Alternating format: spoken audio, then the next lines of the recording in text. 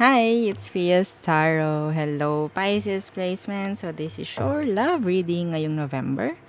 The person on your mind. Okay, so syempre, before tayo mag-start, kung hindi ka pa nakakapag-subscribe, please do subscribe and hit the notification bell para lagi po tayo maging updated sa mga mangyayari pa lang. Okay, and yeah, don't forget na mag-follow sa akin pong FB page. And kung may tanong po pagdating sa private reading, you can message me sa akin pong FB page for more info. Okay? Yeah, that's Fias Tarot.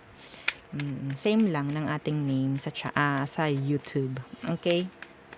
Dito sa Whitey. Whitey!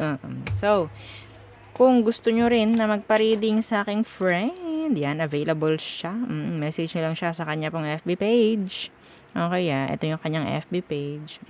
So, search na lang po yan. And then, message nyo siya. Okay? So, there.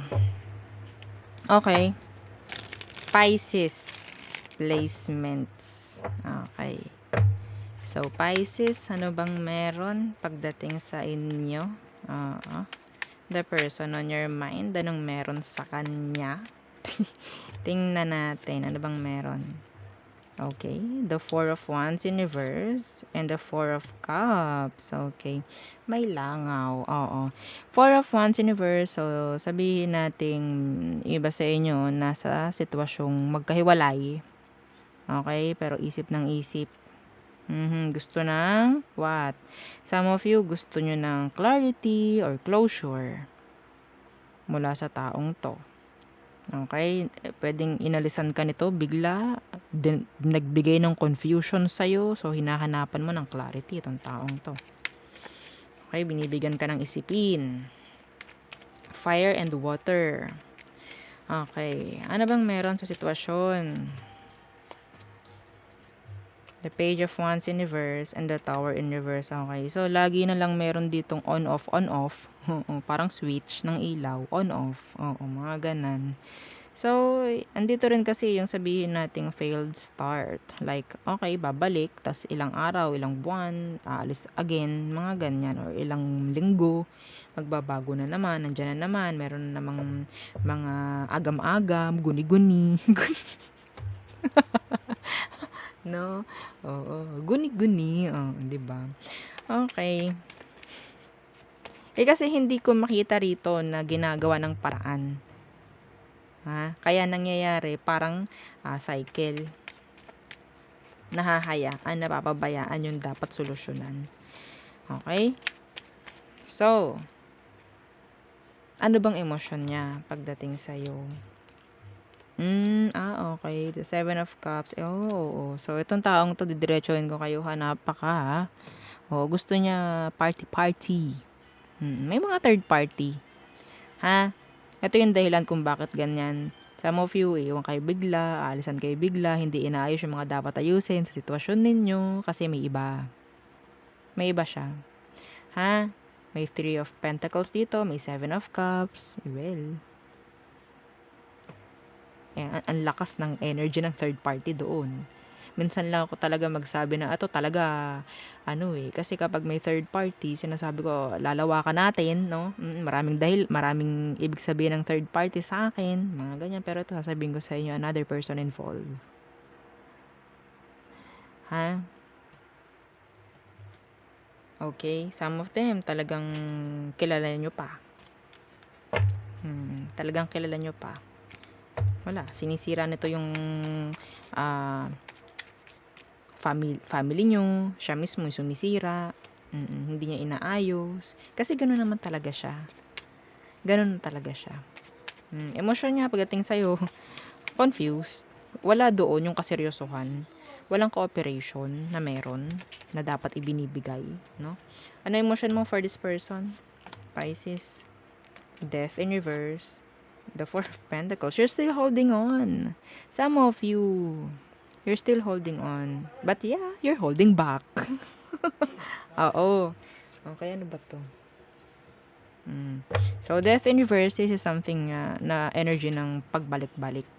Ikaw itong palaging balik ng balik. Ikaw itong palaging bigay ng bigay ng another chance. Oh, this is you. This is your energy. You still love this person. That's why. Nandun kasi yung respeto, nandun yung pagpapahalaga mo eh. Okay? Nandun yung pagpapahalaga mo. Eh kaso nga lang, sa ginagawa mo, ikaw rin ang natatalo. Okay? Kasi palaging emosyon. Hindi ginagamitan ng utak. Ha? Hindi na dapat. Hindi na dapat palaging emosyon. Itigil. Ayan o.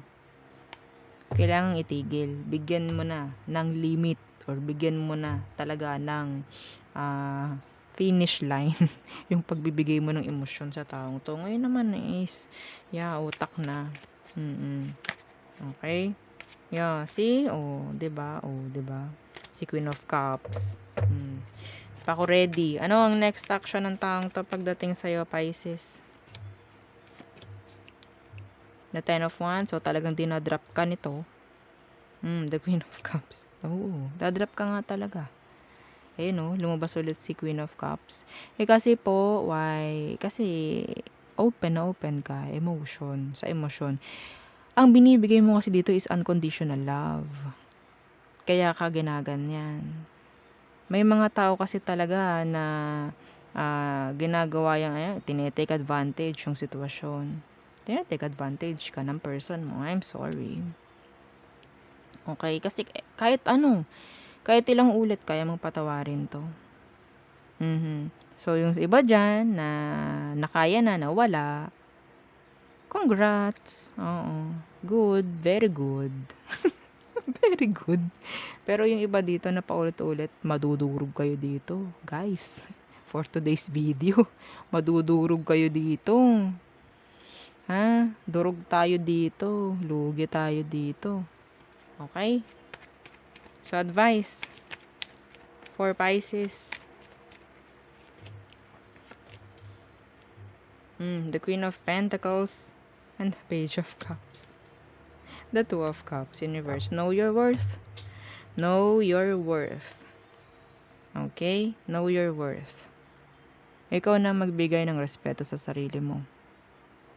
Wala kasing respeto na nakikita ng taong to, kaya ikaw na mismo magbigay ng respeto sa sarili. Kapag ikaw nagbigay ng respeto sa sarili mo, makikita yan ng ibang tao. Kapag tinanggal mo yung respeto mo sa sarili mo, matatanggal din yan, makikita rin ng ibang tao yun. Ha? Paglalaruan ka talaga. Lolokohin at lolokohin ka talaga. Paano po yun nakikita? Sa pagpapaulit-ulit mong pagbibigay ng another chance. Okay? Eh kasi po gusto ko pong maayos ulit ka. Wala tayong magagawa dito. Hindi pwede yung palagi. Ha? Enough na yung 2. Enough na yung twice. Sobra na nga yun eh.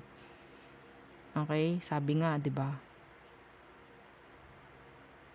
Once is okay daw, twice is enough. Ha? Gayon ba yun? Correct me if I'm wrong. 'Di ba? Okay? Tigil na. Itigil na. Some of you, kung closure ang hinihingi mo, ikaw na magbigay sa sarili mo as a sign of respect sa iyong sarili. Ha? Okay? Anong pinakamagandang closure na ibibigay? What? Sige. Kung palagi kayo nanonood, anong sinasabi ko? Anong magandang closure ang dapat na ibigay sa sarili? Kung hindi nyo makita doon sa tao at hindi ibinibigay, isip. Oo. So, recitation tayo ngayon for today's video. Oh.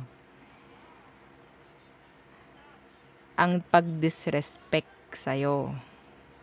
Ha? Yun ang pinakamagandang gawin mong closure. Okay? Ang pag-disrespect sa'yo ng taong yan na nirespeto mo. I'm sorry. This is, too much. Okay? So, yun ang akin nakikita for you. Tingnan natin. Aries through Pisces. Aries through Pisces. Anong meron? Okay, Aries. Okay, they're regretting. Upset. Dismayado. Dismayado. Taurus, they're waiting. Gemini, they're unhappy. Cancer, still, the tower's burning. Still, some of you, pwedeng may mangyari ditong separation with this Cancer. Leo, okay, unfinished business. So, kaya nangangailangan ng pagbabago dito with this Leo. Virgo, they're detached and cold, silent. Libra, they don't want any kind of problem or drama. Scorpio, they're hiding. I don't know kung anong hinahide nila sa inyo. Okay, I think they're being sneaky, mga ganyan. Sagittarius, they want you. Okay, they're attracted. Capricorn, they're thinking of you a lot. Afraid to talk, mga ganyan. Thinking of you, overthinking. Okay? Aquarius, okay, so they're like forgetting, no? Pino-forget ka na nila. Pisces, okay, wanting another chance. Wanting another chance. Forgiveness. Okay, mga ganyan. So, there, yun ang ating reading for you, Pisces placement. So, thank you. Bye!